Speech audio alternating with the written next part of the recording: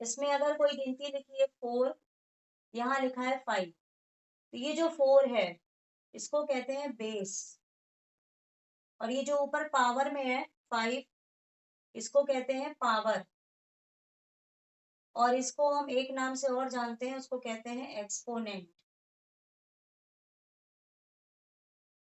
इसके अलावा अगर अब हमारे पास कोई दूसरा क्वेश्चन है, 10 पावर -2, तो बेस हो जाएगा 10, पावर हो जाएगी -2। ठीक है, तो ये एक्सपोनेंट की बेसिक चीज है। अब हम पढ़ने जा रहे हैं एक्सपोनेंट के लॉ क्या होते हैं। एक्सपोनेंट का लॉ नंबर 1, है a का पावर m इंटू a का power n is equal to a to the power m plus n। यानी अगर a के पावर 3 है, सॉरी मान लो 2 का पावर 3 है, 2 का पावर 4 है, तो यहाँ पर आप देखिए दोनों में ये जो बेस है वो सेम है, वो 2 है, तो हम ये इसको एक ही बार लिखेंगे बेस को, और ये जो ऊपर की पावर है ये दोनों को जोड़ देते हैं, तो ये हो जाता है 2 के पावर 7। अब इसी तरह इसमें हम अगर दूसरा क्वेश्चन ले लें, मान लो मेरे पास क्वेश्चन है 2/3 to the power 4 into 2/3 to the power 5। फिर देखो दोनों बेस सेम है, 2/3 2/3, इसको एक बार लिखते हैं, ऊपर का दोनों पावर को जोड़ देते हैं, प्लस कर देते हैं। यहाँ पावर 4 थी, यहाँ पावर 5 है, दोनों को प्लस कर दिया, ये हो गया 2 का पावर 3, 4 और 5 9। अब अगर हम एक दूसरा क्वेश्चन लेते हैं,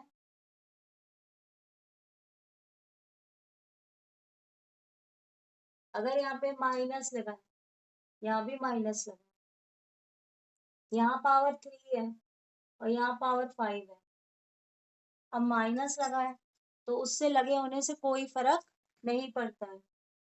-2 का पावर 3, 3 प्लस 5, बस ऊपर वाले पावर को हम जोड़ देते हैं, यहाँ 2 पावर 3 और ये भी 2/3 -3 के साथ है, उसको वैसे ही लिख लेते हैं।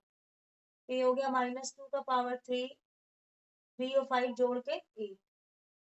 इस तरह का ये पहला लॉ होता है एक्सपोनेंट का। इसी में अब हम एक चीज और बता रहे हैं,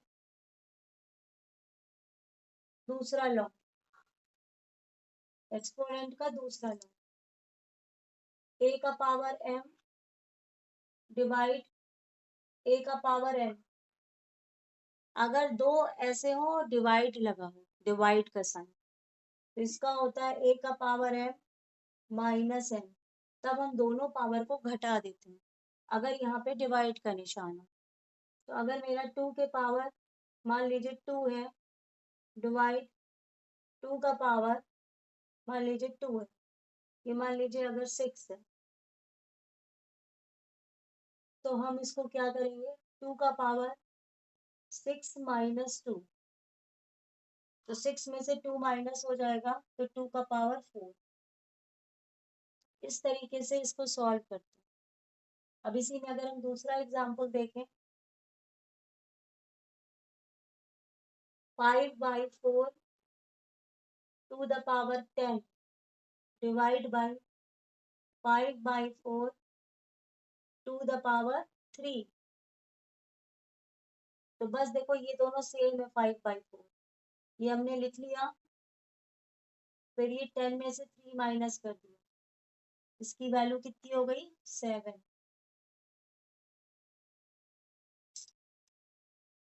चलिए अगला लॉ, है a का पावर m a का पावर n, तो यहाँ पर हम दोनों पावर को मल्टीप्लाई कर देते हैं, अगर ऐसे ये ब्रैकेट में हो तब। अब जैसे मेरे पास एक क्वेश्चन है 2 का पावर 3, 2 का पावर -2, कुछ नहीं करना, 2 लिखना, 3 का पावर 3 इंटू -2, तो 2 का पावर 3 और 2 को गुणा करो, 3 2 जा 6, तो -6। अगर मान लीजिए यहाँ पर हमने कह दिया 5 है, तो यहाँ पर हम किससे मल्टीप्लाई करेंगे, 5 से, तो 3 5 जा 15। बस हमें कुछ नहीं करना, ये ब्रैकेट बना होता है जब, तो दोनों पावर को वही लिख के मल्टीप्लाई कर देते हैं आपस में। अगर एक क्वेश्चन और देखो, अगर कोई क्वेश्चन इस तरह से है, 1/3 to the power -3 to the power 4, तो 1/3 टू द पावर -3 इंटू 4, तो 3 4 जा 12, तो 1/3 -12 उतारा आपने। अब अगर मान लीजिए यहाँ पर एक चीज आपको और बता दे, अगर कहीं पर 2 बार माइनस है तो हम उसको प्लस कर देते हैं, अगर माइनस और प्लस है तो माइनस कर देते हैं। अब देखिए मैंने आपको ये क्यों बताया, अगर मान लीजिए लिखा है 1/4 to the power -2 to the power -3, तो हमने क्या लिखा, 1/4 टू द पावर -2 इंटू -3, तो 1/4 टू द पावर 2 3 जा 6, और दोनों माइनस जुड़ के प्लस हो गए। अब इसके बाद दो एक लॉ और है, वो बताने जा रही हूँ। अगर हमारे पास लॉ है a का पावर -m, तो ये हो जाएगा 1/a का पावर m। अगर मान लो 2 के पावर -4 है, तो इसका हो जाएगा 1/2 का पावर 4। अगर मान लो मेरे पास है 1/2, या मान लो है 3/2 टू द पावर -5, तो ये हो जाएगा 1/3 का पावर 2 का पावर 5। यानी हम इसको लिख सकते हैं, उल्टा कर दो, 2/3 टू द पावर 5, या इसको डायरेक्ट समझ लो, अगर कोई चीज फ्रैक्शन में है, ऊपर माइनस है, तो उसको उल्टा करके लिख दो और वो ऊपर वाले को प्लस बना दो। ये बहुत ज्यादा इम्पोर्टेंट है ये वाला, इसमें आप लोग गलतियां करते हो। इसके बाद अगला लॉ,